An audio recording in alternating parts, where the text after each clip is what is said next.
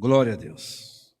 Isaías capítulo 28, verso 21, diz assim a palavra do Senhor: Porque o Senhor se levantará como no monte Perazim, e se irará como no vale de Gibeão, para fazer a sua obra, a sua estranha obra, para executar o seu ato estranho. Amém? Eu quero pregar nessa noite com essa mensagem que tem o título A Estranha Obra de Deus. Amém? A estranha obra de Deus. Na verdade, meus irmãos, esse texto, esse versículo, se você lê somente ele, você pode ficar bastante confuso, né? Obra estranha, estranha obra. Se você observar, porque o Senhor se levantará, mostra uma ação, né? Um verbo sempre expressa uma ação. Se levantará, e como no monte Perazim, e se irará como no vale de Gibeão. No monte Perazim, o Senhor lutou contra os filisteus, segundo Samuel 5, 17. E no vale de Gibeão, contra os amorreus, Josué, no capítulo 10, do versículo 1. Só que aqui, ele vai lutar a favor do adversário, contra o seu povo, por causa da rebelião, por causa da rebeldia, por causa da transgressão, por causa de não se curvarem, por causa de não se dobrarem em obediência a Deus. Então, quando nós olhamos para esse texto, nós entendemos com o contexto o que é que Deus estava dizendo. Se você voltar nos versículos anteriores, você vai ver dizer, verso 17, por exemplo, versículo 17: E regarei o juízo pela linha e a justiça pelo prumo, e a saraiva varrerá o refúgio da mentira, e as águias cobrirão o esconderijo. A vossa aliança com a morte se anulará, e o vosso acordo com o inferno não subsistirá. E quando o dilúvio do açoite passar, então sereis por ele pisados. Desde que comece a passar, vos arrebatará. E continua pesado aqui o juízo.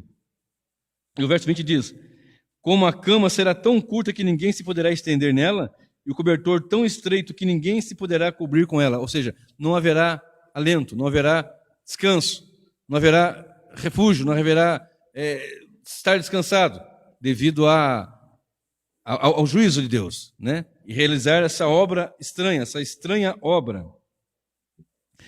E alguns versículos, nas diferentes versões, ele não fala no finalzinho, ele fala no seu ato peculiar. Algumas versões falam isso. Não sei como é que está na de vocês aí. Mas aqui eu quero destacar essa estranheza, uma obra estranha. O mesmo Deus que ia a favor, que deu vitória em Perazim, que deu vitória em Gibeão, para esse povo, será um Deus que se irará, um Deus com ira. Observe, porque o Senhor se levantará como no monte Perazim, e para fazer a sua obra, e como no vale, no monte e no vale, para fazer a sua obra, a sua estranha obra, para executar o seu ato estranho, a sua obra estranha. O que é de estranheza aqui? Porque há de estranheza aqui, só de olhar aqui, o mesmo Deus que está dando essa mensagem é o Deus que socorreu nessas passagens que foi citada. Ali com Samuel, ali em 2 Samuel, quando socorreu Davi e deu vitória, e lá com Josué, em Gibeão, quando também deu vitória. Foi feroz, se levantou com fúria contra os seus adversários. Agora aqui, a palavra se volta contra o seu povo. E está dizendo que vai ser uma obra estranha. Um Deus que age na misericórdia, um Deus que age com amor, com socorro para o seu povo. Devido à rebeldia, à rebelião, ele faz uma obra estranha. Isso aqui é uma pequena apresentação do contexto. Ok? Mas, sem sair do contexto propriamente dito, mas levando essa palavra, estranha obra, eu comecei a meditar sobre esse versículo. Não é uma obra estranha, diga-se de passagem, as coisas que Deus faz? Na verdade, nós entendemos que tudo que é estranho, eles nos causam espanto. Tudo que nos é estranho causa espanto. Uma pessoa que vem de uma cidadezinha pequena, igual eu venho, né? Hoje eu moro em Cruzeiro há quase 6 anos, mas eu venho de uma cidadezinha muito pequena, e que tem coisas que nós chegamos em cidade grande, não precisa ser grande, de médio porte, você acha muito estranho aquilo. E que para aqueles que estão em cidade grande, como as grandes capitais, São Paulo, Rio, aquilo é a coisa mais normal do mundo. Então, tudo que é estranho causa um espanto. A gente chega em uma cidade grande, vê algumas coisas assim, e aquilo nos causa uma estranheza tremenda. Observe que coisa estranha. 32, 29 de Deuteronômio. Deuteronômio, capítulo 32, e o verso 29. Olha só o que diz. 39. Deuteronômio 32, 39. Vede agora que eu sou e mais nenhum Deus há além de mim. Aí está tudo bem, tranquilo. Deus está declarando, só eu sou Deus. Está aí tudo bem. Vede agora que eu sou e mais nenhum Deus há além de mim. Eu mato, eu faço viver, eu firo e eu saro, e ninguém há que escape da minha mão. Bom, aqui está aqui uma verdade clara, que Deus é soberano. Algumas verdades aqui claras. Mas o interessante é isso. Eu sou o que mato e eu faço viver. Eu firo e eu saro. O mesmo Deus que sara, que fere, é o Deus que pode sarar. Mesmo Deus que mata, ele pode dar vida. Aqui nós entendemos soberania de Deus. Já que vocês vão entender o porquê eu estou citando essas passagens. Observe, lá no capítulo 28 de Deuteronômio, você olha sobre o monte, no capítulo 27, sobre o monte Ebal, falando das maldições. Deuteronômio é a repetição das leis, e tem algumas coisas que são faladas nesse livro ali, tremendas. E quando nós chegamos no capítulo 27, do monte Ebal, foi dada a ordem a Moisés, para que aqueles que estivessem na sequência depois, os demais outros que fariam isso, lançassem as maldições sobre o povo que vivesse fora da direção de Deus. Do monte Ebal, as maldições. E do monte Gerizim, as bênçãos. Aí vem aquela famosa passagem, né? Bendito é quando entrares, bendito quando saíres, bendito o fruto da tua terra, bendito no campo, bendito onde colocar plano dos seus pés, bendita seja a maçadeira, a farinha, tudo ali. E também fala das maldições, né? E nas bênçãos fala aquela frase famosa, né? Não te coloquei por cauda, mas por cabeça, etc, etc, etc, etc. O mesmo Deus que está falando da bênção é o Deus que está falando da maldição. O mesmo Deus que está falando da vida é o Deus que fala que mata. Sem querer arrancar a distância daquele texto que eu li de 28 e 21 de Isaías, mas eu comecei a meditar sobre uma coisa que causa espanto para aquele que não lê a palavra, para aquele que não medita no Evangelho, para aquele que não serve a Deus, que não tem comunhão, aquele que chegou de pouco na igreja, aquele que está a tempo, mas não estuda, e aqueles que estão lá fora, que vez por outra ouvem alguma coisa, alguém evangeliza e fala, porque na verdade quando evangelizamos, nós podemos falar só apenas que Deus dá vida, temos que falar que dá vida, mas também mata, temos que falar que Ele fere, mas sara, ou ainda que sara, mas também fere.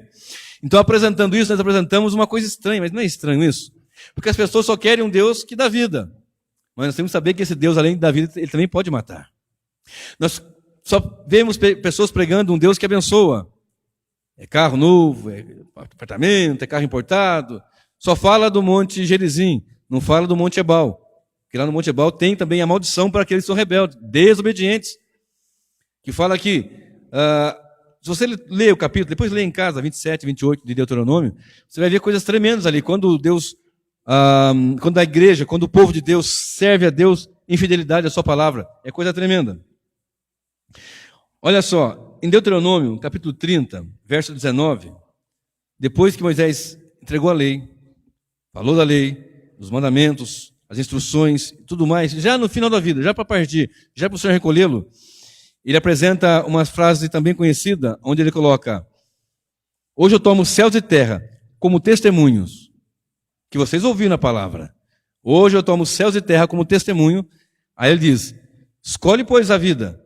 Está proposto a morte e a vida. Escolhe, pois, a vida. Depois você lê com calma em casa. Deuteronômio 30, 19. Estou te colocando, e céus e terra são testemunhos que vocês estão ouvindo a verdade. E agora vocês têm aqui a morte e a vida. Escolhe, pois, a vida. Usando Moisés, na lei, no livro da Sagrada Escritura, temos essa expressão.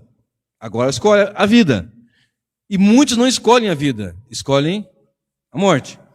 Nós falamos de manhã aqui na escola bíblica que em Cristo nós temos vida. Sem Cristo nós não temos vida, nós estamos mortos. Correto? Então é uma obra muito estranha. Por que eu falo que é estranha? o que apresentou ali para Jeremias, para a nação, Deus vai executar a sua obra estranha, a sua estranha obra, porque ele é para o socorro do seu povo.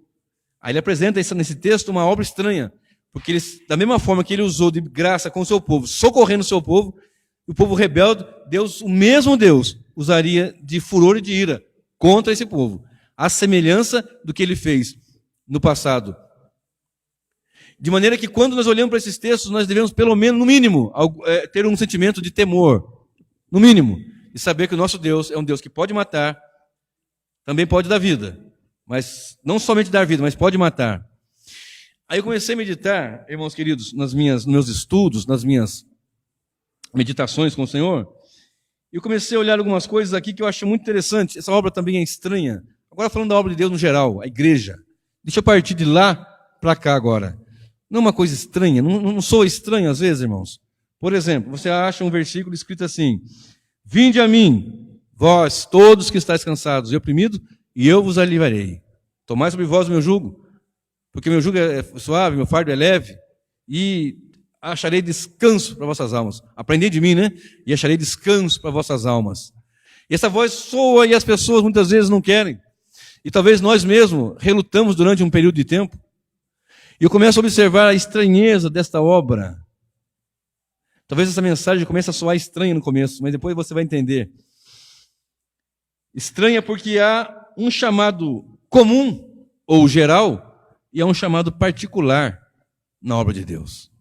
Por isso que às vezes nós achamos estranhos nós pregarmos o Evangelho e a igreja não está cheia muitas vezes. E pregamos a pureza do Evangelho. Às vezes achamos estranhos pregar o Evangelho na família. Talvez a família seja grande, 5, 6, 7, 8, 10 filhos. E se prega, a mãe prega, o filho, todo mundo prega, o pai, os pastores vão lá, a família cresceu, ali tem 2, 3, 4, às vezes, que não rendem-se ao Senhor. É uma coisa absurda. Estão ali ouvindo a mensagem, a pregação, e não soa um pouco estranho isso? Olha bem, vinde a mim vós, é um chamado, mas é um chamado que nós chamamos de chamado comum, ou geral, que ele chama, todos vão ouvir o Evangelho, todos devem ouvir a pregação, e nós temos que proclamar para todos: vinde ao Jesus, vinde ao Senhor, vinde, comprai e comer, sem dinheiro, sem preço, vinho e leite, vinde às águas. É um chamado.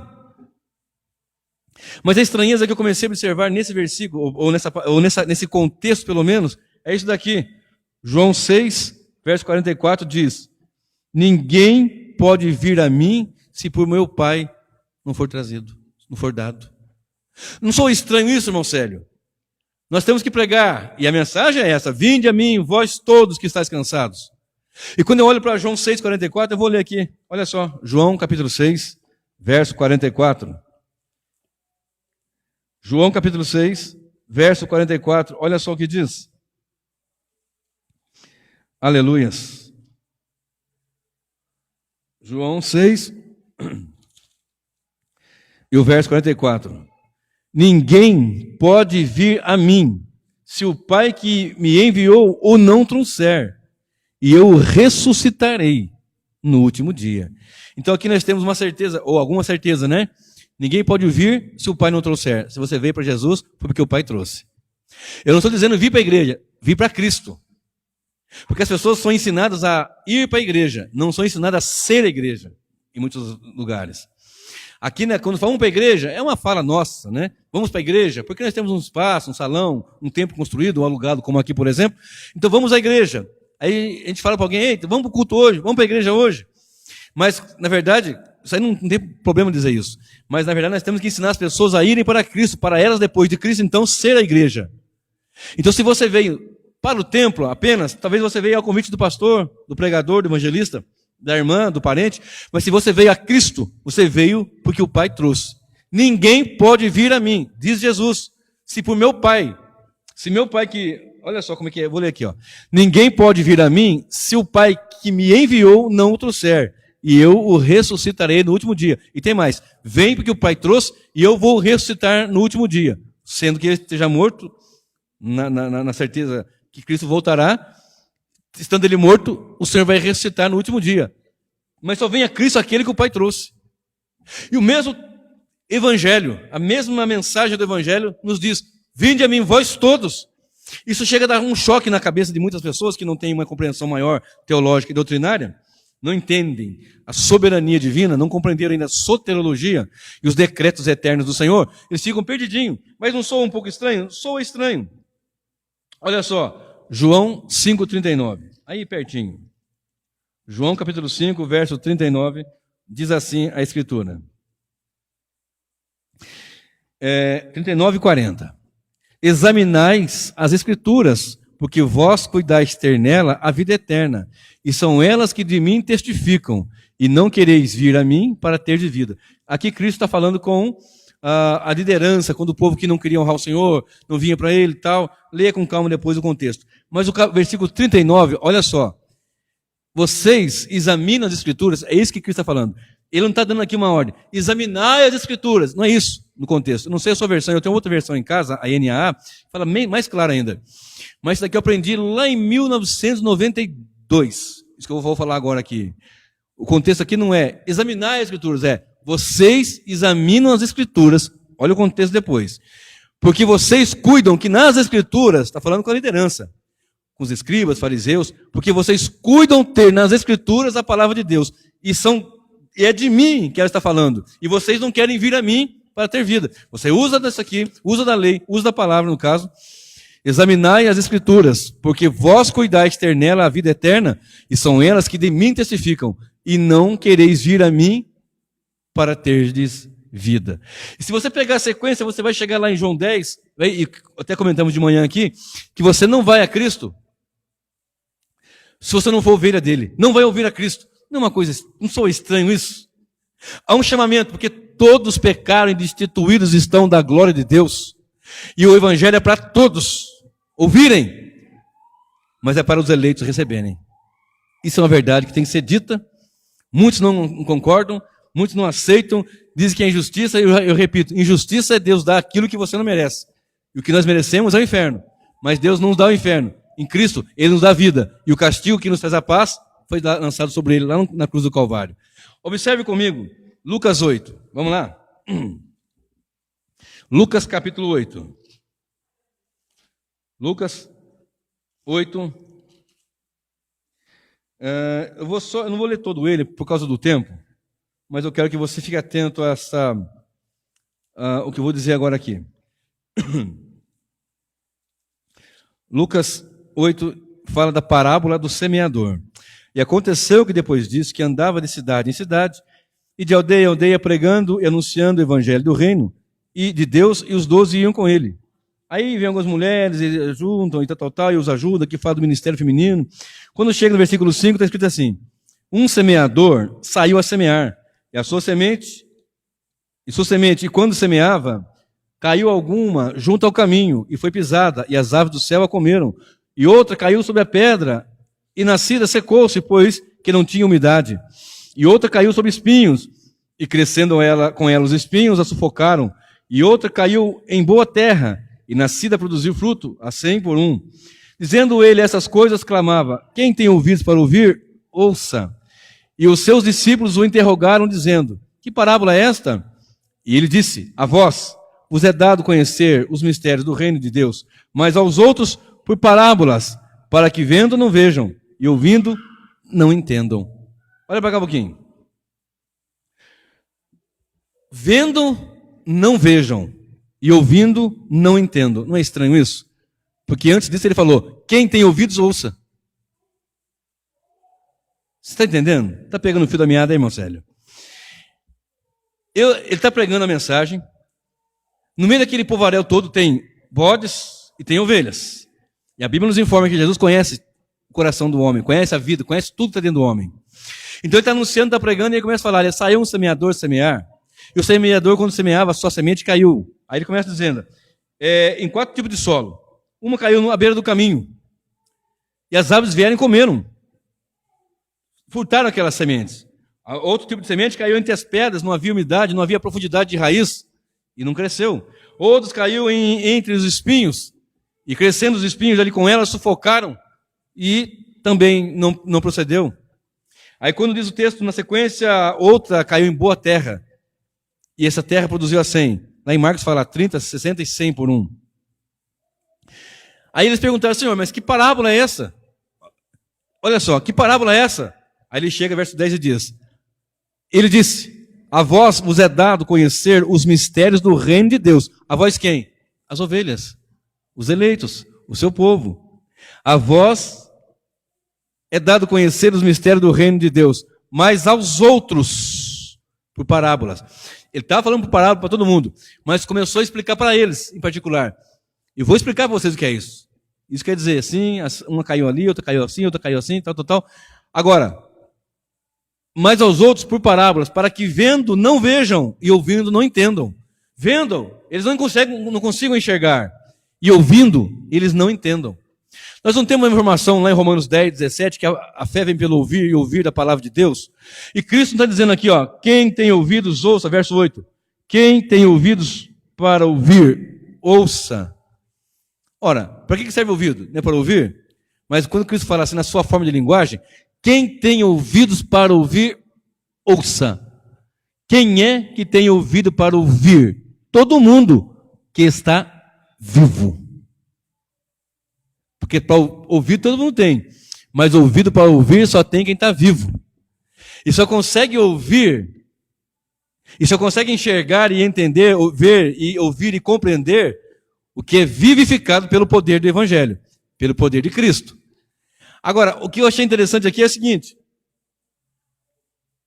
a vós é dado conhecer os mistérios do reino de Deus, mais aos outros. Quando falou mais aos outros, eu lembrei daquela mensagem que eu preguei lá no salão. Mais o outro, é o título do sermão. Mais o outro.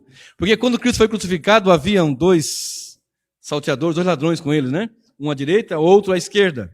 E os dois começaram a murmurar num dado momento, e xingar e zombar do Senhor. Num dado momento, opa, peraí, nós estamos aqui porque merecemos, ele não. E começou a citar várias coisas ali. Rapaz, você está aí falando dele aqui, mas nós estamos aqui porque merecemos. O outro continuou a blasfemar. Ah, mas se é Deus, salva a ele mesmo e a nós também. As pessoas zombavam dele, passavam por ali, à beira do caminho, porque havia um caminho ali no Gólgota, passando ali, e zombavam dele, e escarneciam dele. Ah, destrói o templo em 3 dias. Então, desce daí agora e vamos ver se você é Deus mesmo, vamos acreditar em você. Desce daí. E um deles ali dizia, peraí, começou também a falar algumas coisas, mas depois parou, peraí, nós estamos aqui porque merecemos. Ei, nós estamos aqui porque merecemos, rapaz. E você nem ainda na hora da morte não tem temor de Deus, não? Aí olha para o Senhor, lembra-te de mim quando entrares no teu reino. Ou seja, Senhor, o Senhor tem um reino, o Senhor é rei, o Senhor é soberano, e o Senhor está para morrer, só que tem um detalhe. Ele estava acreditando ali que ele era o Messias, certamente ele ouviu na vida, ele estava ali e ouviu os milagres, certamente alguma coisa ele chegou a saber, mas ali foi a ação do Espírito de Deus, a ação do Senhor. Ele olhou e disse assim, Senhor, lembra-te de mim quando entrares no teu reino. Ou seja, eu reconheço que tu és rei. Eu reconheço que o Senhor não merece estar aqui, mas nós merecemos.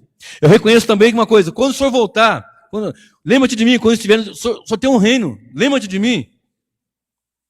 Enquanto que o outro, mas o outro, só murmuração, e não se arrependeu. Eu li uma frase essa semana que eu achei muito interessante, e a frase é essa assim: 2 ladrões, apenas foi um salvo, para que ninguém se desespere, mas somente um, para que ninguém se iluda. Está entendendo? Na última hora ali, foi um salvo, somente um, para que ninguém se desespere, mas somente um, para que ninguém esteja iludido. Ah, não, quando for na última hora eu vou, no último, deixa eu fazer mais idade primeiro, deixa eu curtir a vida primeiro, deixa eu andar de qualquer forma primeiro, deixa eu viver do meu jeito primeiro aí, depois eu vou. Não é assim que funciona. Mais o outro. Agora, a vocês é dado conhecer o mistério do reino, mais aos outros, eles vão ouvir e não vão ter entendimento. Eles vão ver, mas eu não quero que eles vejam. Ora, mas nós não lemos várias vezes, não lemos muitas vezes, quem tem ouvidos ouça, vinde a mim vós. Mas como é que eu posso conciliar essas coisas? Poxa vida, é difícil muitas vezes nós entendemos. É uma obra estranha. É uma obra estranha do nosso ponto de vista. É uma obra estranha porque muitas vezes nós não conhecemos. Lembra que eu falei? Tudo aquilo que nós não conhecemos nos causa estranheza. Quando começamos a conhecer, aí começa a clarear já não traz estranheza. Já começamos a tributar glória a Deus até mesmo pelos perdidos que vão para a eternidade sem salvação. Quando começamos a entender a verdade do Evangelho. Olha só. Não estranha a forma que Deus usa? Olha só, 8 e 12 de Lucas, fala assim. O verso 11 ele começa a dizer, né? Esta é, pois, a parábola. A semente é a palavra de Deus.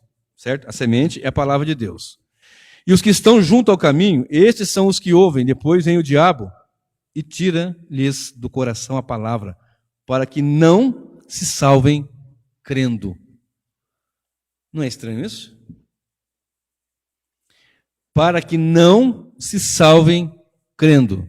Se você ler lá em Timóteo, você vai falar assim, que quer que todos cheguem a pleno conhecimento de Deus e salvação. Timóteo 2:20, né? 2 Timóteo 2:20.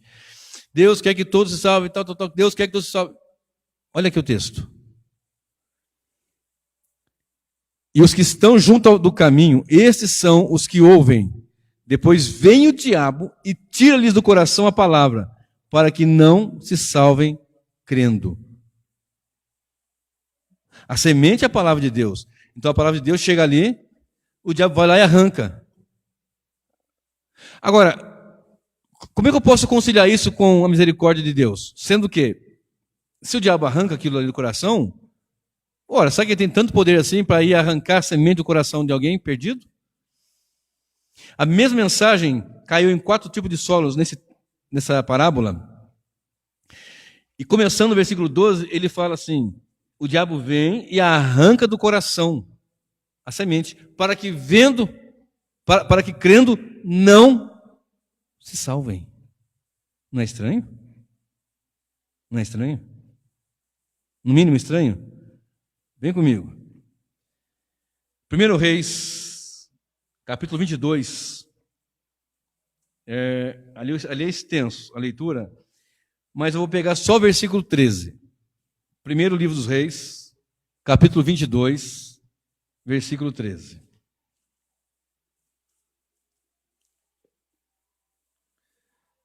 Primeiro Reis, 22, 13. O contexto aqui é o seguinte, o rei Acabe e o rei Josafá. Ok? E eram o rei do norte e o rei do sul. Josafá no sul, Acabe no norte. Acabe casado com Jezabel. E Acabe desviado da vontade do projeto, do plano de Deus. Ou seja, desviado da obediência. Do projeto não, da obediência. E eles começam a ir para um conflito. Deixa eu correr com o contexto aqui. Para uma batalha. E eles unem forças. O reino do norte e o reino do sul. Unem forças. Josafá, não muito sabiamente, fez essa união para esse conflito. De modo que quando eles vão para o combate, antes disso, os profetas vêm e falam, pode ir que vocês vão ganhar a peleja, pode ir que está tudo certo, pode ir que vai acabar com tudo. Não, vocês podem ir sem medo. Aí Josafá pergunta, não tem mais nenhum profeta aqui não? Ah, tem um tal de Micaías aí, mas esse Micaías é carne de pescoço. Esse Micaías não fala nada bem, só fala coisas ruins a meu respeito. Porque o rei está em desobediência, ele queria ouvir coisas boas. A pessoa está em pecado e quer ouvir uma coisa boa. Eis que eu falo contigo, meu servo. Você vai prosperar. Aleluia. Então Deus é comigo mesmo, né? Estou pecando, mas tudo bem. 2, 3, 4 amantes, dando rolo para todo mundo, fazendo uma bagunça, né? Dando cheque sem fundo, fazendo um fuzuê, como fala na minha terra. Mas está profetizando para mim, tá bom. A palavra não importa. Não. Aí vem o profeta Micaías. Aliás, aí o rei pergunta, não tem ninguém aqui mais? Ah, mas tem um tal de Micaías aí, irmão. Micaías é... Pula ele, não dá para chamar outro, não? Não. Chama o Micaías lá. Ao verso 12 aqui, ó. E todos os profetas profetizavam assim, dizendo, sobe a Ramote de Gileade e triunfarás, porque o Senhor a entregará na mão do rei. E o mensageiro que foi chamar a Micaías falou-lhe dizendo, vês aqui que as palavras dos profetas a uma voz predizem coisas boas para o rei. Seja, pois, a tua palavra como a palavra de um deles. E fala bem. Não vai falar coisa ruim para o rei, não. Negócio de chegar lá e falar que vai se arrepender, que tem que se converter. Não fala esse negócio, não. Está todo mundo só falando coisa boa. Não vai ser do contra, né? Porque é triste ser do contra. Mas nós temos que ser do contra quando o que está a favor está contra a vontade de Deus. E a verdade do Evangelho. Porém, Micaías disse, viva o Senhor, o que o Senhor me disser, isso falarei. E vindo ele ao rei, o rei lhe disse, Micaías, iremos a Ramote de Gileade, a peleja, ou deixaremos de ir? E ele disse, sobe, e serás bem sucedido, porque o Senhor a entregará na mão do rei. Aqui ele falou com zombaria. Aqui ele falou com sarcasmo. Olha só o que o rei diz. E o rei lhe disse, até quantas vezes te conjurarei que não me fales senão a verdade, em nome do Senhor? Então disse ele, olha bem, presta atenção agora. Então disse ele, vi a todo Israel disperso pelos montes, como ovelhas que não têm pastor. E disse o Senhor, estes não têm Senhor. Torne cada um em paz a sua casa. Então o rei de Israel disse a Josafá, não te disse eu que nunca profetizará de mim o que é bom, senão o que é mal? Então ele disse, ouve, pois, a palavra do Senhor. Vi o Senhor assentado sobre o seu trono, e todo o exército do céu estava junto a ele, à sua mão direita. Presta bem atenção. Presta bem atenção. Vi ao Senhor assentado sobre o seu trono, e todo o exército do céu estava junto a ele, à sua mão direita e à sua mão esquerda. E disse o Senhor, quem induzirá Acabe para que suba e caia em Ramote de Gileade? E um dizia desta maneira e outra de outra maneira. Então saiu um espírito e se apresentou diante do Senhor e disse, eu o induzirei. E o Senhor lhe disse, com quê? E disse ele, eu sairei e serei um espírito de mentira na boca de todos os seus profetas. E ele disse, tu o induzirás e ainda prevalecerás. Sai e faze assim. Olha para mim aqui agora. O profeta Micaías, não, pode ir, vai estar tudo certo. Pode ir que vai ser uma bênção. Aí o rei fala, pera, tá vendo? Tá vendo? Até quando vai fazer assim? Fala o que Deus mandou, rapaz. Então é o seguinte, eu vi todo o exército disperso. Vocês vão levar uma coça. Vão levar uma surra. Nem a novela das 8 vocês vão querer assistir nesse dia. Vai todo mundo fugir, como ovelha que não tem pastor. Tá vendo? Eu não falei? Mas como que vai ser isso?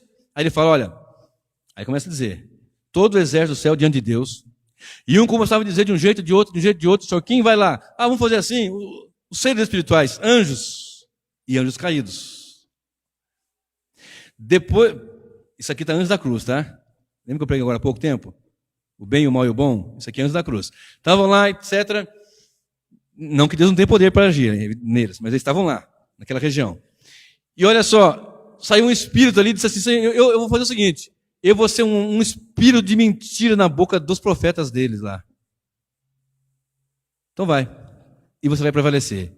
E aquele espírito saiu e foi um espírito de mentira na boca daqueles outros todos ali. Por que eu estou lendo esse texto aqui? Lembra que eu falei agora há pouco que o diabo vem e arranca a semente do coração? Eu vou falar uma coisa aqui que talvez choque vocês, não sei, mas é uma coisa que não só eu falo, mas o servo de Deus prega e fala com ousadia. Até o diabo, queridos, Deus usa segundo o seu propósito para a sua glória. O diabo não tem um inferno cheio de fogo, um trono cheio de poder, cheio de diabetes, cheio de... Não tem isso não. Deus é o Senhor e manda até no inferno. E Deus não pode ir, você vai prevalecer. Ele foi um espírito de mentira na boca dos profetas e o propósito do Senhor Deus foi realizado ali, segundo o seu querer, segundo a sua vontade. Não é estranho isso? Mas aqui mostra a soberania de Deus, o Deus que nós servimos, manda até nos demônios e manda até no inferno. E lá no capítulo 8 de Lucas, nós lemos o quê? O diabo vai e arranca a semente. Como é que não arrancou do meu coração e do seu coração? Como é que os eleitos vão receber a palavra e vão ter a garantia de que não será arrancada? Por uma bela razão, porque é boa terra. Boa semente em boa terra vai produzir. Você vai observar pelos frutos, já falei há poucos dias aqui na pregação também. É pelos frutos que você vai conhecer isso. É estranho esse método, não é estranho esse método? Deus usa um espírito de mentira, não é que Deus falou mentira. Deus permitiu que aquilo acontecesse, já que eles estavam querendo mentira, então vai. Você não quer a bênção? Que venha a maldição. Salmo, me fugiu agora a memória. Você entendeu? As pessoas querem tanto engano. Vai acontecer isso na questão da grande tribulação, quando se levantar o anticristo. As pessoas vão amar tanta mentira, estão amando tanta mentira, que Deus vai entregá-los. E o pior castigo que Deus pode dar, antes do inferno pelo menos, é nos entregar as nossas vontades. Porque as nossas vontades são caídas e elas vão cada vez mais descendo e distanciando do Senhor. Uma das piores coisas que tem é o homem que está longe de Deus e sabe que nunca mais vai ter oportunidade de chegar perto, o que cai no inferno. Então é um método estranho, é bem estranho, é muito estranho. Porque a Bíblia nos informa que o caminho do Senhor, Isaías 55, verso 8, são mais elevados do que os nossos caminhos. Os pensamentos dele são mais elevados do que os nossos caminhos. E verso 11 de Isaías fala assim: assim será toda palavra que sair da minha boca, não voltará para mim vazia, mas prosperará naquilo para que enviei. Inclusive para os projetos que ele tem de ira mesmo. Quando nós olhamos para um Deus que dá vida e um Deus que mata e dá vida, nós temos que ficar um pouco mais atentos com aquilo que nós servimos, ou com aquilo que nós servimos e com aquilo que nós falamos diante de Deus. Porque aquilo que nós falamos diante de Deus será dado conta um dia. Nós temos que saber que nós estamos falando não com o homem, mas falando com o Senhor. Olha só, 1 Timóteo 2,4. Eu acho que esse texto que eu queria falar aquela hora que eu talvez falei confundido aqui. 1 Timóteo, capítulo 2. E o verso 4. Olha só. 2 e o verso 4. Jesus. Aqui. Isso. Eu não era 2,20, é 2,4. Eu vou ler o 3 e o 4. Porque isso é bom e agradável diante de Deus, nosso Salvador, que quer que todos os homens sejam salvos e venham ao conhecimento da verdade. Agora, olha só o 4,10. Aqui mesmo, Timóteo. 1 Timóteo, 4,10. Porque para isso trabalhamos e somos injuriados, pois esperamos no Deus vivo, que é o Salvador de todos os homens. Ponto. Não. Principalmente dos fiéis. Não é uma obra estranha? Deus usou métodos ali. Bom, o diabo não vai ficar no seu coração, porque o diabo vai ser um agente dele mesmo ali. Até onde é um cão na coleira mesmo. E vai fazer segundo o propósito de Deus. E do meu coração, do seu coração, dos eleitos da igreja, ele não vai arrancar nada, nenhuma semente da palavra de Deus. Ele anda em derredor bramando, mas ele não vai arrancar a semente. Nós estamos salvos em Cristo Jesus. Deus quer que os homens sejam salvos. Deus quer que os fiéis, ou seja, que os eleitos sejam alcançados com a pregação do Evangelho. E quando nós ouvimos o Evangelho, temos ouvido a verdade, e nós ficamos relutando, pense melhor nisso. Não relute não, lance-se na obra de Deus com fervor. Lance-se diante de Deus. Ele permitiu que um espírito enganador entrasse na boca dos falsos profetas, porque a liderança queria mentira. E muitas vezes acontece nos nossos dias hoje. As pessoas dão ouvidos a doutrinas de demônios, mas não dão ouvido à palavra de Deus. E quando pregamos a palavra de Deus, elas refutam a palavra de Deus. Não, isso está errado, isso não é verdade. Não deve ser isso. Deus não quer ninguém sofrendo, Deus não quer. Olha só, outro dia, eu vi um comentário de John Piper, é um teólogo atual, um teólogo da nossa época, e ele falou assim que Deus usou de uma forma, naquelas torres gêmeas, aqueles aviões que bateram lá e aquilo tudo lá e tal. Essa pessoa falou, não é possível, um Deus de amor não faria isso. Será que essa pessoa não leu ainda Sodoma e Gomorra, a passagem lá em Gênesis? Será que essa pessoa não leu sobre um texto que eu vou ler daqui a pouquinho aqui? Nós temos que ficar atento nesse Deus, meu querido. Ele mata, mas ele também dá vida. Mas ele dá vida se ele quiser dar vida. E se ele quiser matar, ninguém impede. Agindo Deus, quem impedirá? Obra estranha. Chama e o homem recusa. Chama lá dentro. Chamada particular. E nós quebrantados chegamos diante dele. Onde eu vou chegar com essa mensagem? Aguenta um pouquinho aí. 2 Coríntios 5,14 fala que nós somos o bom cheiro de Cristo. Cheiro de vida para a vida, naqueles que têm vida, e cheiro de morte para a morte, naqueles que estão mortos, que têm morte. Você pode aplicar duas coisas aqui pelo menos. Uma é que nós cheiramos o bom cheiro dos trabalhos no templo, do trabalho da carne assando lá no sacrifício, subida diante da narina do Senhor, da gordura da carne, e o bom cheiro dos pães assando no mesmo serviço ministerial no templo, serviço sacerdotal. Mas também, a linguagem que Paulo usa aqui nos remete melhor àquela linguagem de militar. Quando o general vence, entra na cidade, num reino, vence, leva cativo os seus guerreiros nus para a morte. Ele entra num cavalo com a sua coroa, com glória, isso e aquilo, e as pessoas da cidade, do país, lançam flores, lançam sobre ele perfumes, e esses perfumes atingem tanto os que são os vitoriosos quanto os derrotados.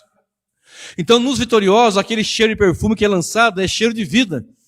É aquele mesmo bom perfume que é lançado nos vitoriosos, também cai nos derrotados, e é cheiro de morte. O mesmo. Olha só, 2 Coríntios 2,14. Olha só que coisa interessante. Segundo aos Coríntios 2, e o verso 14, diz assim: e graças a Deus, que sempre nos faz triunfar em Cristo, e por meio de nós manifesta em todo lugar a fragrância do seu conhecimento, o bom perfume do seu conhecimento. Porque para Deus somos o bom perfume de Cristo, nos que se salvam e nos que se perdem. Para este, certamente, cheiro de morte, para a morte, mas para aqueles, cheiro de vida para a vida. E para essas coisas, quem é idôneo? Ou seja, está ali o general na frente com seus soldados e trazendo amarrados os seus vencidos, nus, e o perfume lançado, jogado com alegria, com regozijo, e sobre aqueles também caía aquele perfume lá, só que eles estavam indo para a morte. Os seus generais, os capitães derrotados, iam ser decapitados, iam ser enforcados, ou sei lá o quê.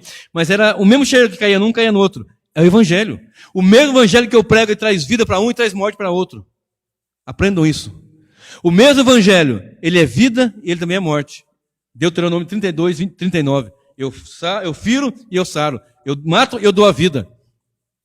A mesma mensagem que nós pregamos é uma mensagem que vai quem ouve a palavra. Por isso que tem escrito: quem tem ouvidos, ouça. O Espírito que nos faz ouvir, que nos dá vida, porque estamos mortos em pecados. Dando-nos vida, ouvimos, vamos obedecer. Vamos obedecer. Vamos ficar na presença do Senhor Deus, obedecendo Ele. Porque esse Deus que nós às vezes não entendemos, olha só o que diz. 2 Coríntios 3, vamos lá comigo. Aí do ladinho. E o verso 6. 2 Coríntios 3. A partir do versículo 6, eu vou ler aqui. Eu não quero me estender muito hoje, não. 2 Coríntios 3, 6. 3, 6.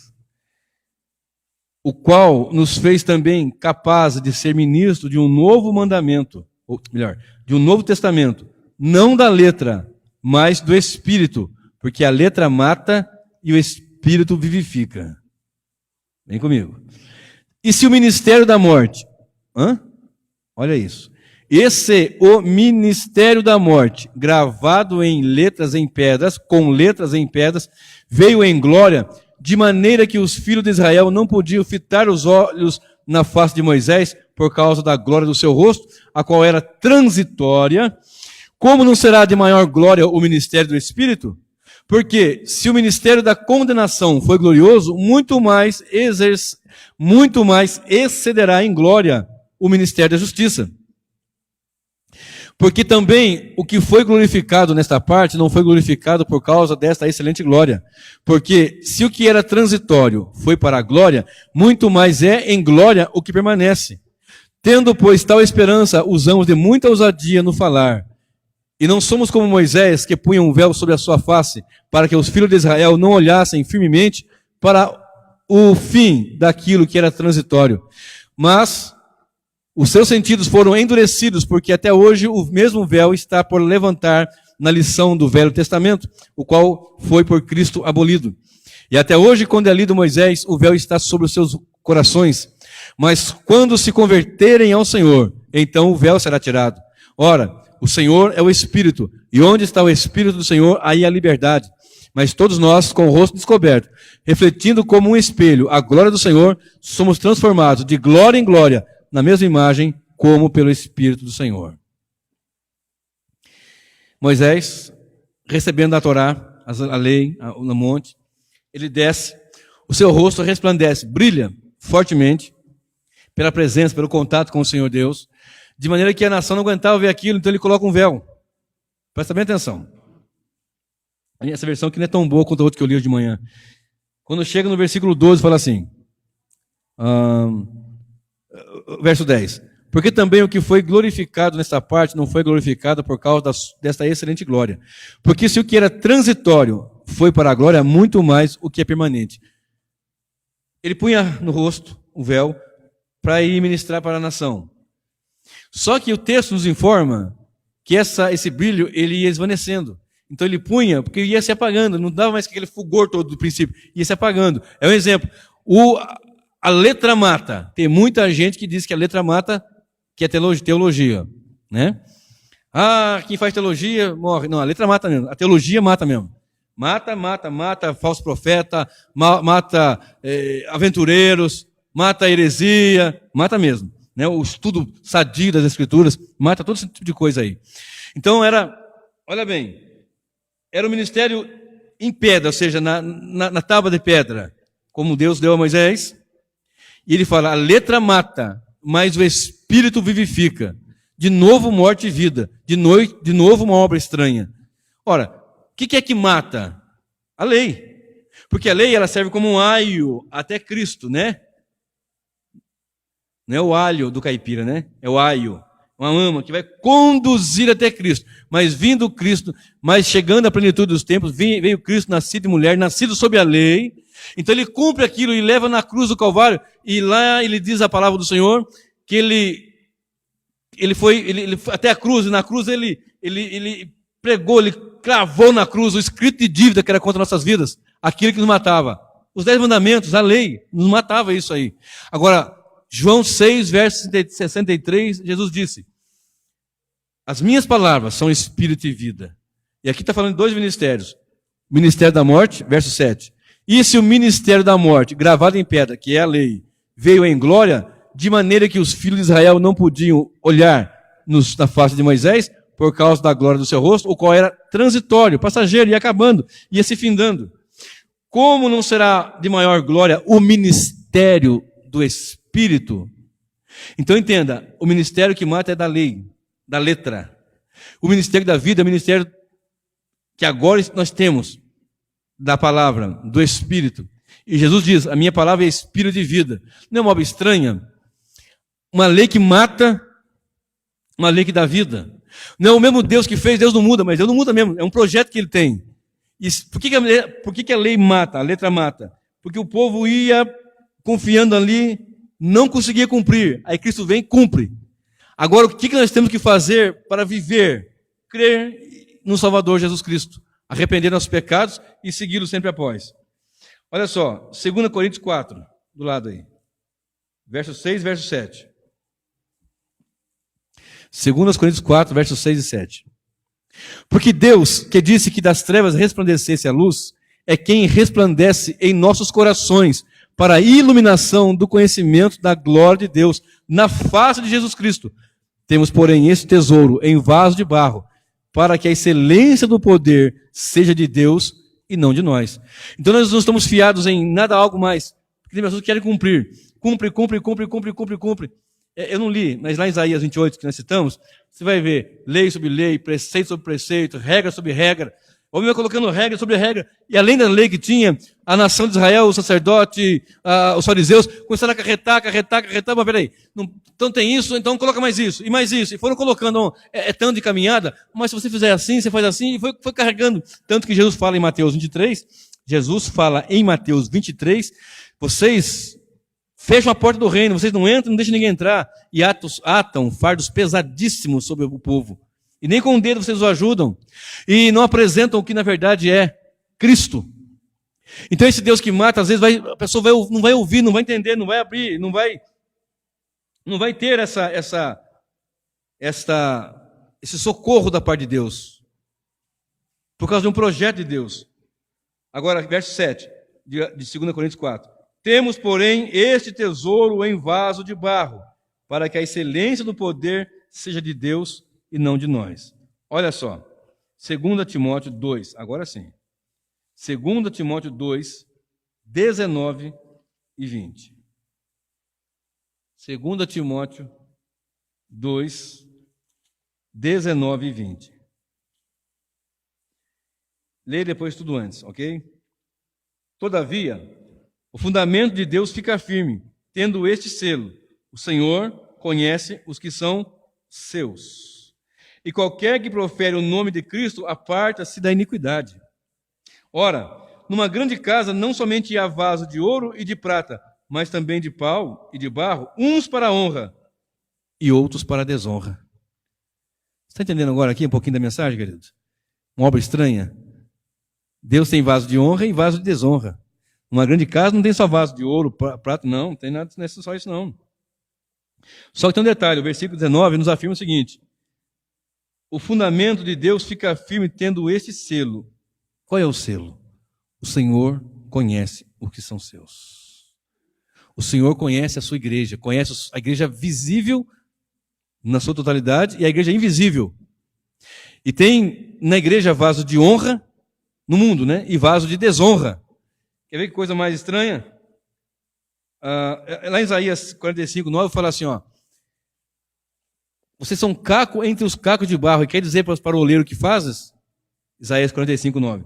Mas veja aqui algo estranho, para nós encerrarmos aqui, e você vai achar que toda a estranheza de Deus tem um motivo.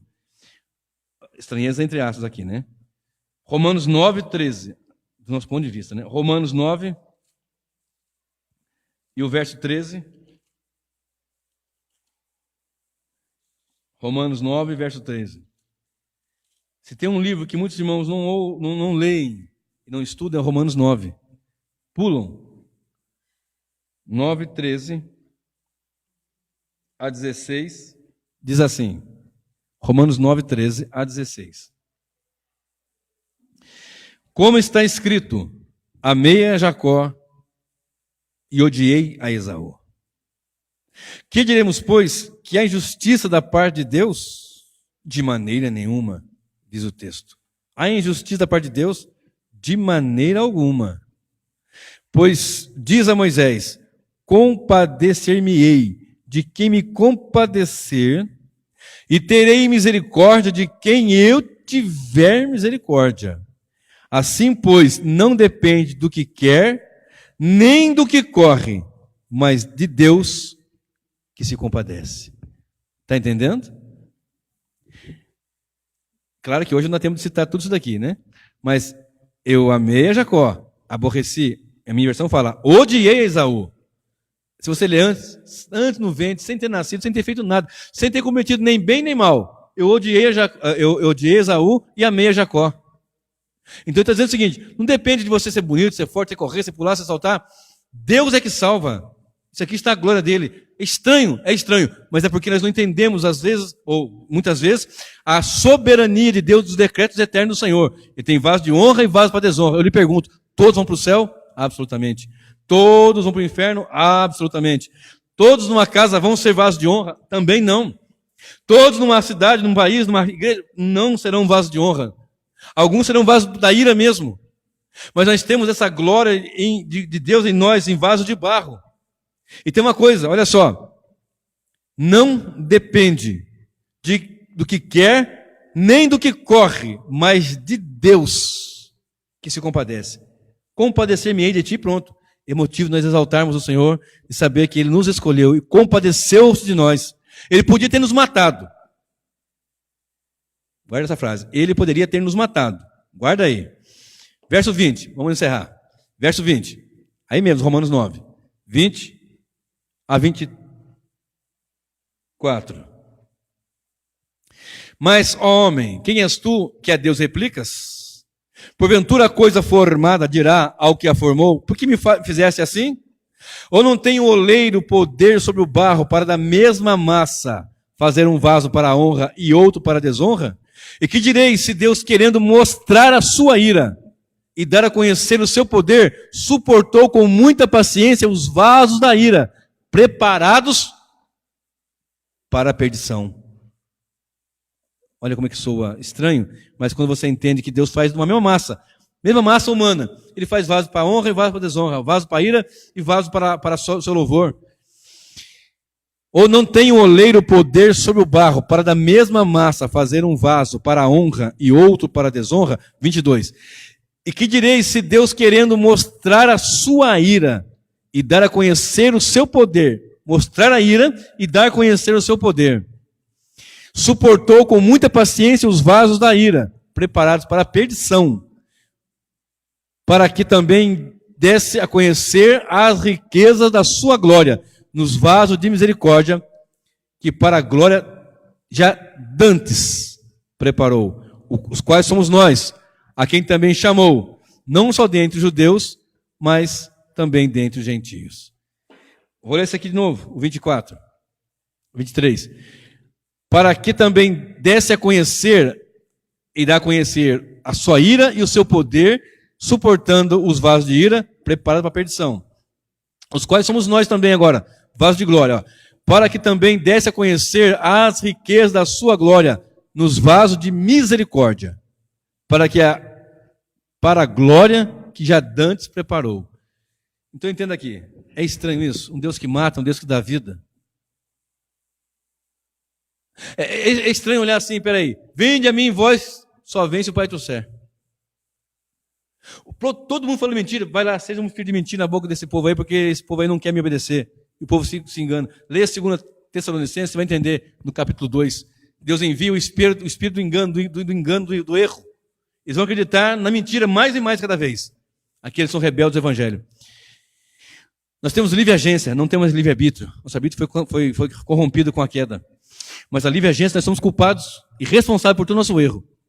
Mas em tudo Deus nunca é tomado de assalto, nunca é tomado de surpresa. Deus tem os seus vasos de honra, os seus vasos de ira preparados para a perdição, para mostrar o poder da sua glória. E os vasos de misericórdia, os quais Ele colocou do seu Espírito Santo. Lembra que eu falei agora há pouco aqui? Não é estranho um Deus que mata? Não é uma estranheza Deus matar? Eu lhe convido a ficar em pé agora nesse momento, os que puderem, para nós irmos encerrando. Olha bem, 32, 39, ele mata e dá vida. Se você ler 1 Coríntios 1 e o verso 18, esse eu vou ter que ler. 1 Coríntios 1 e o verso 18, eu vou ler aqui, capítulo 1, bastante conhecido, o verso 18. Porque a palavra da cruz é loucura para os que perecem, mas para nós que somos salvos é o poder de Deus. A palavra da cruz é loucura. Estranho, é loucura. Mas Deus salva, Deus mata. Não, Deus é misericordioso. Se não estiver em Cristo, vai para o inferno. Essa é a verdade. É uma obra estranha. Mas vem cá.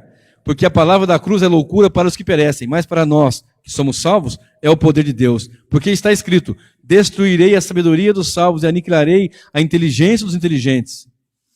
Agora, vou pular aqui para o versículo de número 23. 22. Porque os judeus pedem sinal e os gregos buscam sabedoria, mas nós pregamos a Cristo crucificado, que é escândalo para os judeus e loucura para os gregos. Mas para os que são chamados, tanto judeus como gregos, lhes pregamos a Cristo, poder de Deus e sabedoria de Deus.